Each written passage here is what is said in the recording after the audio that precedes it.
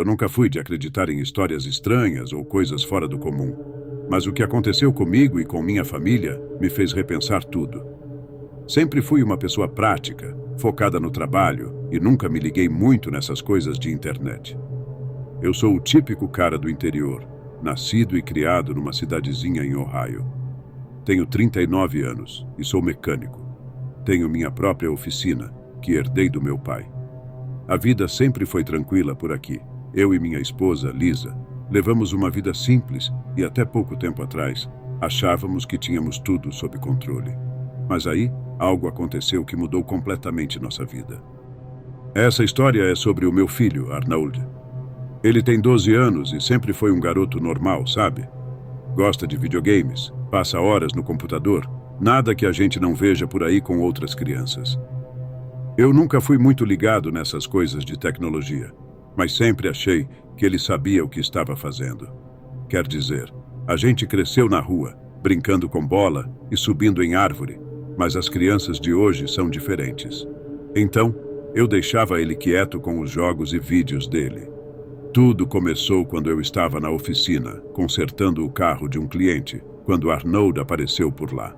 Ele estava com uma cara estranha, meio preocupado. Chegou perto de mim e disse que precisava falar comigo sobre uma coisa séria. Eu, como sempre, estava focado no trabalho e só perguntei o que era, sem muita atenção. Foi aí que ele mencionou pela primeira vez a tal da Deep Web. Confesso que, na hora, eu não fazia a menor ideia do que ele estava falando. Deep Web? Para mim, parecia só mais uma dessas bobagens que os jovens falam hoje em dia. Arnold começou a dizer que tinha acessado essa tal Deep Web e que viu umas coisas estranhas. Eu perguntei se ele tinha pegado algum vírus ou clicado em algo suspeito, mas ele disse que não. Só que, pelo jeito dele, dava para ver que algo estava incomodando. Mas como eu não entendia nada desse mundo virtual e ele não soube explicar direito, acabei deixando para lá. Disse para ele não se preocupar, que provavelmente não era nada demais. Voltei para o meu trabalho e Arnold foi embora. Mas aquele olhar que ele me deu antes de sair da oficina ficou na minha cabeça. Passaram-se alguns dias e eu comecei a notar que Arnold estava meio diferente, mais quieto do que o normal.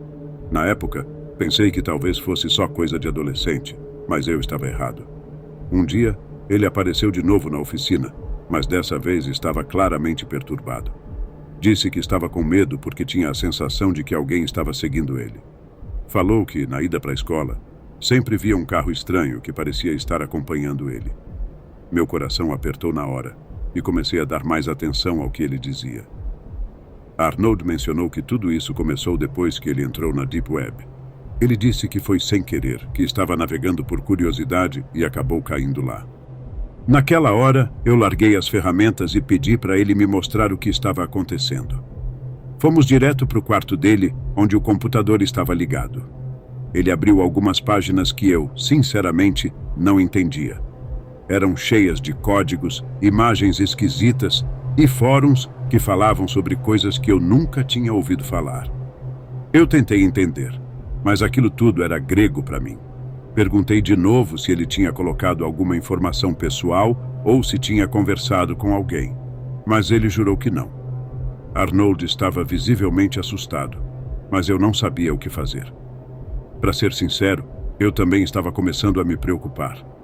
Tentei tranquilizá-lo. Disse que provavelmente não era nada, que ele só estava impressionado com alguma coisa que viu.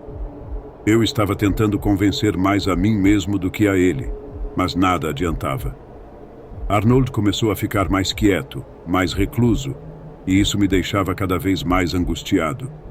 Ele evitava sair de casa, estava sempre olhando por cima do ombro, como se tivesse certeza de que estava sendo seguido. Eu queria acreditar que era só coisa da cabeça dele, mas a cada dia que passava, ficava mais difícil ignorar o que estava acontecendo. Foi então que, numa quinta-feira, tudo virou de cabeça para baixo. Arnold saiu de casa de manhã, como de costume, para pegar o ônibus escolar. Eu estava na oficina, já mergulhado no trabalho, quando recebi uma ligação da escola. Era a professora dele, perguntando se Arnold estava doente porque ele não tinha aparecido na aula. Meu coração disparou na hora. Eu tinha visto ele sair de casa, então como assim ele não foi para a escola? Liguei imediatamente para a Lisa, e ela também não sabia de nada. Tentamos ligar para o celular dele, mas nada. Nenhuma resposta. O desespero começou a bater. Saí correndo pela vizinhança, perguntando para todo mundo se alguém tinha visto o Arnold. Ninguém sabia de nada. Liguei para a polícia, e logo eles começaram a buscar por ele, mas Arnold parecia ter desaparecido do mapa. Não tinha pistas, não tinha explicações. E o pior é que, o tempo todo na minha cabeça, ficava rodando a conversa sobre a Deep Web e o medo que Arnold estava sentindo. Será que isso tinha alguma coisa a ver com o desaparecimento? Eu me culpava por não ter dado mais atenção ao que ele disse, por não ter feito mais nada naquele momento. Os dias que se seguiram foram os piores da minha vida. A polícia fez de tudo, mas era como se Arnold tivesse sido engolido pela terra. Eu e Lisa passamos noites sem dormir tentando entender o que tinha acontecido. E o que mais me atormenta é a sensação de que eu falhei, de que poderia ter feito algo para proteger meu filho. Mas agora já é tarde demais. Tudo o que me resta são as lembranças e a angústia de não saber onde Arnold está ou se vou vê-lo novamente. E por mais que o tempo passe, essa sensação de que algo ainda está muito errado não me deixa em paz. Depois que Arnold desapareceu, eu e Lisa entramos em um estado de choque. A casa, que antes era cheia de vida, ficou em completo silêncio. Não conseguíamos pensar em mais nada, a não ser em como encontrá-lo. A polícia fez o que pôde, mas como é comum nessas situações, quanto mais o tempo passava, menos respostas a gente tinha. As primeiras 48 horas foram um pesadelo, e depois disso, cada minuto parecia uma eternidade. A primeira coisa que fizemos foi imprimir dezenas de fotos do Arnold e sair distribuindo pelos bairros vizinhos. A gente batia de porta em porta, perguntando se alguém tinha visto algo, qualquer coisa, que pudesse nos ajudar. As pessoas eram simpáticas, mostravam solidariedade, mas no fundo a gente sabia que, para elas, aquilo era só mais um caso triste que provavelmente seria esquecido em pouco tempo. Mas, para a gente, era o nosso filho, a nossa vida que estava em jogo. Eu também passei horas na internet procurando qualquer pista que pudesse me levar ao Arnold. Não sou bom com tecnologia, mas comecei a ler tudo sobre a Deep Web, sobre os perigos que ela esconde, e quanto mais eu lia, mais eu me desesperava. Aquilo é um mundo completamente fora do nosso controle, cheio de coisas horríveis que eu nunca imaginei que existissem.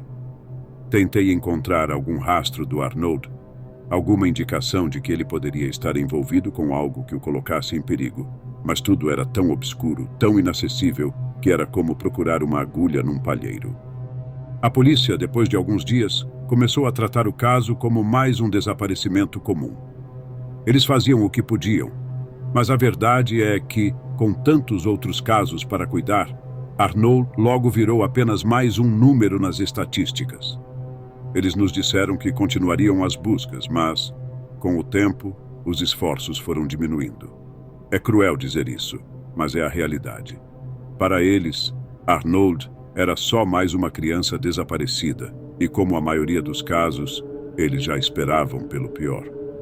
Aquele otimismo inicial dos policiais foi se esvaindo, e eu comecei a perceber que, no final das contas, estávamos sozinhos nessa luta. Lisa tentou manter a esperança, mas eu via nos olhos dela que o desespero estava tomando conta. A cada dia, ela ficava mais abatida, mais distante, como se uma parte dela tivesse ido embora junto com Arnold. Eu tentava ser forte pelo bem dela, mas por dentro eu estava desmoronando. A sensação de impotência era esmagadora. Acordávamos todos os dias com a esperança de que ele voltaria, de que a campainha tocaria e Arnold estaria ali. Mas isso nunca acontecia. O apoio dos amigos e familiares foi diminuindo também. No começo, a casa estava sempre cheia de gente, todos querendo ajudar, oferecer uma palavra de conforto. Mas depois de algumas semanas, as visitas começaram a rarear. As pessoas têm suas próprias vidas, e quando não há novidades, é natural que elas sigam em frente. Mas para a gente, o tempo simplesmente parou. Cada segundo era uma tortura, uma lembrança do vazio que o Arnold deixou. Eu me lembro de um dia, em particular, que foi especialmente difícil. Fazia mais ou menos um mês desde o desaparecimento. Lisa estava na cozinha, tentando preparar algo para comer. Mas eu sabia que ela mal conseguia pensar em comida. Eu estava na sala, olhando para a porta, esperando que, de algum jeito, Arnold entrasse correndo, como fazia depois da escola. Mas, claro, isso não aconteceu. Foi nesse dia que eu percebi que talvez ele nunca voltasse. Numa dessas noites, enquanto eu estava na sala, meio perdido em meus próprios pensamentos, algo estranho aconteceu. Eu tinha voltado a fuçar na internet, tentando desesperadamente encontrar alguma pista sobre o que poderia ter acontecido com Arnold. Não sabia exatamente o que procurava, mas algo dentro de mim não conseguia parar de tentar. Foi quando o telefone tocou. Atendi rapidamente, esperando que fosse mais uma ligação de alguma agência de investigação, ou talvez alguém com uma nova pista, por mais improvável que fosse. Mas, do outro lado da linha, só havia silêncio. Um silêncio profundo e pesado.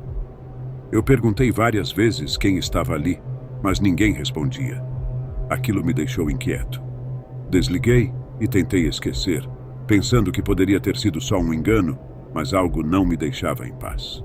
Uma noite, depois de mais uma dessas ligações, eu estava deitado no sofá, tentando não pensar no pior, quando ouvi um barulho vindo do quarto do Arnold.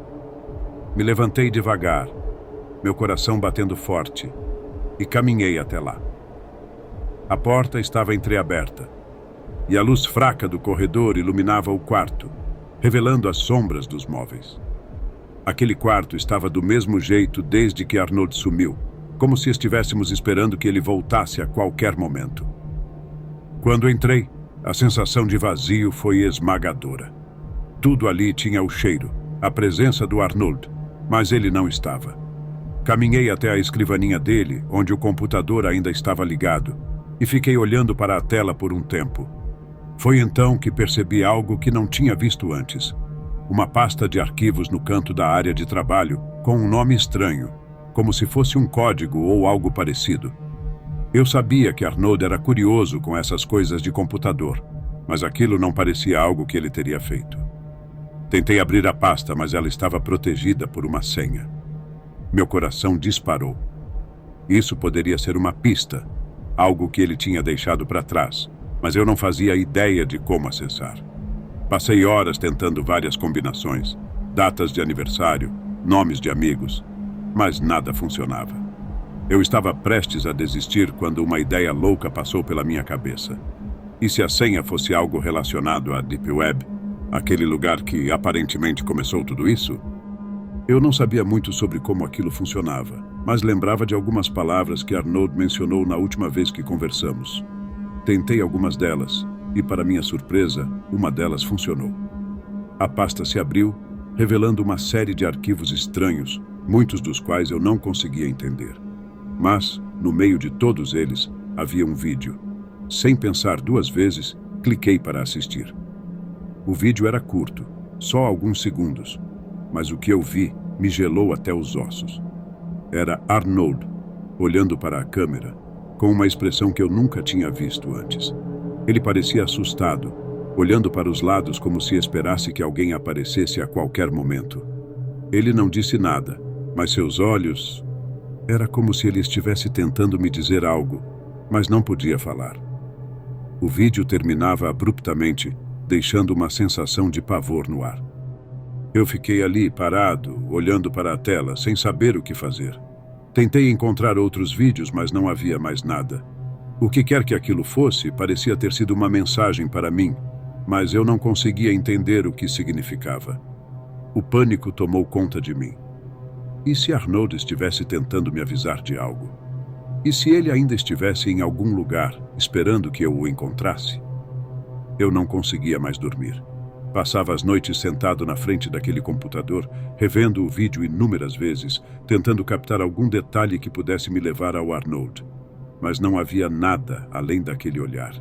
Lisa tentou me convencer a parar, a deixar que a polícia lidasse com isso, mas eu sabia que eles não levariam aquilo a sério. Para eles, era só mais uma pista que não levaria a lugar nenhum. Foi aí que comecei a receber mensagens estranhas no computador, como se alguém soubesse o que eu estava fazendo. Eram frases soltas, muitas vezes sem sentido, mas que me deixavam com um medo paralisante. Alguém estava me observando de algum lugar, e isso só confirmava o que eu já temia. A situação estava longe de ser resolvida. Arnold ainda estava lá fora, em algum lugar, mas cada passo que eu dava para encontrá-lo parecia me afastar ainda mais da verdade. E foi assim que a nossa vida se transformou num ciclo interminável de dor, desespero e incerteza. Lisa começou a se afastar de mim, como se não aguentasse mais a pressão de viver naquela sombra constante. E eu, por minha vez, não conseguia me libertar da ideia de que algo terrível estava à espreita, esperando o momento certo para se revelar. O desaparecimento do Arnold nos destruiu, mas a sensação de que isso era apenas o começo de algo muito maior era o que mais me assustava. E por mais que eu tentasse, não conseguia escapar do medo de que, um dia, o próximo a desaparecer fosse eu.